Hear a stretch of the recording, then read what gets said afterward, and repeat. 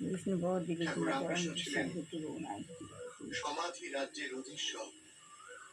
তিনি ক্রমাগত ভাব আনন্দ স্থিত উন্মনা জড় চেতন সবিকল্প নির্বিকল্প প্রভৃতি বিভিন্ন সমাধি ভূমিতে বিচরণ করতেন, যা সাধারণ মানুষের মন বুদ্ধির অগোচর।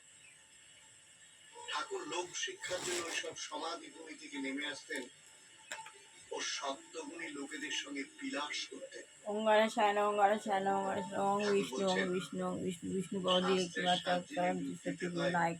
ঈশ্বর লাভের জন্য এই যুগে এই রামকৃষ্ণ শাস্ত্রোদয় হিন্দু শাস্ত্রে ও বিশ্বের ধর্ম সাহিত্যে আত্মা শান্তি সন্তুষ্ট কালী কথায় দেবতা ছিলেন তাই দেব সে কবিতাটি স্টার্ট হয়ে সংগ্রাম বিশিষ্ট করার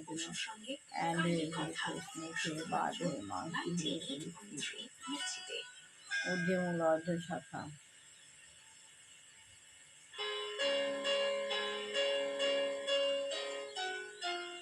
শিক্ষক ভিক্ষে নিচে বসে আছেন শিব বাবা।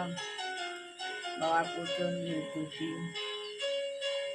উজ্জ্বলয় বিচ্ছুরিত হচ্ছে। আমি বাবার কাছ থেকে বাবার দুই হুজুরের মধ্যে থেকে আমি আমার দুই হুজুরের মধ্যে পার হয়ে হচ্ছে।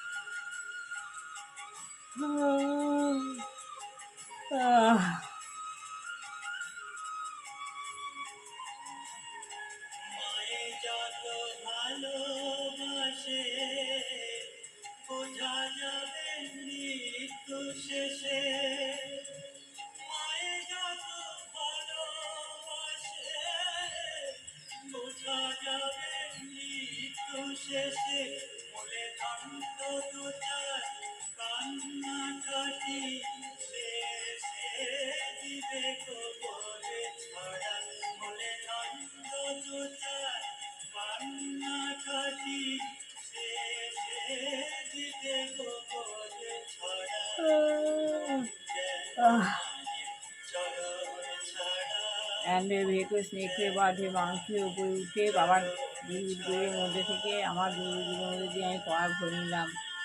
এবারে আস্তে আস্তে আস্তে আস্তে আস্তে আস্তে নিচে নেমে আসছি। এতক্ষণ উপরে ছিলাম আকাশে বাবার পাশে।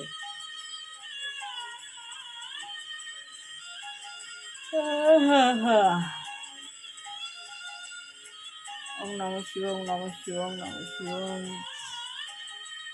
রক্তম ভুজং শরম শেষি জগত মধুকং হরামি পদ্মং দাদা মানিক ওম বিষ্ণু ওম বিষ্ণু ওম দীপমা চরণ কৃষ্ণে শত্রু করুণায় ক্ষতি করে সেই মনে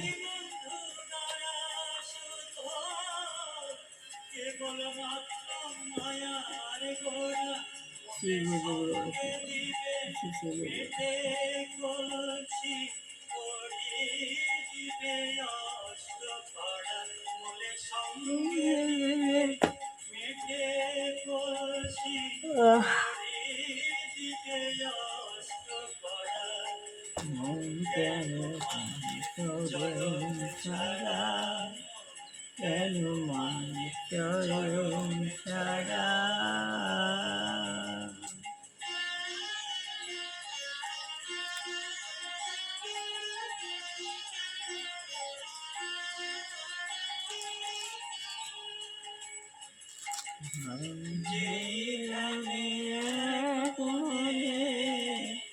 সে কবে কালিকা তারা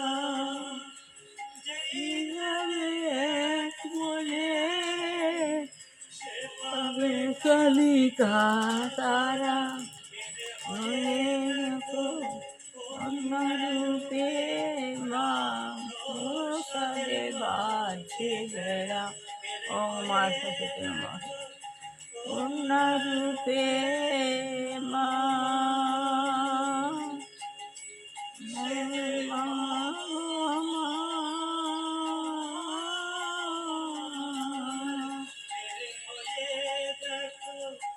অন্যরূপে অফিসে ফিরে ভেড়া